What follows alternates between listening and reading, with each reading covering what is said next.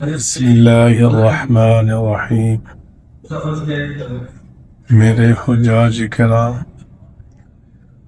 رسول اکرم صلی اللہ علیہ وآلہ وسلم نے ارشاد فرمایا، عرفہ والے دن اگر حاجی 3 چیزوں کی حفاظت کرے گا تو اللہ رب العالمین اس حج سے لے کر اگلے حج تک جتنے گناہ صغیرہ اس سے سرزد ہوئے ہوں گے اللہ ان گناہوں کو معاف فرما دے گا۔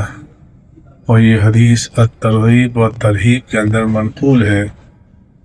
وہ 3 چیزیں یہ ہیں کہ اپنے کانوں کی حفاظت کرے، اپنی نگاہوں کی حفاظت کرے، اپنی زبان کی حفاظت کرے۔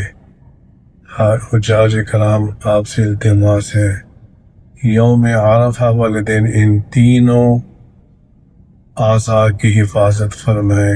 اللہ مجھے بھی آپ کو بھی عمل کی توفیق عطا فرمائے۔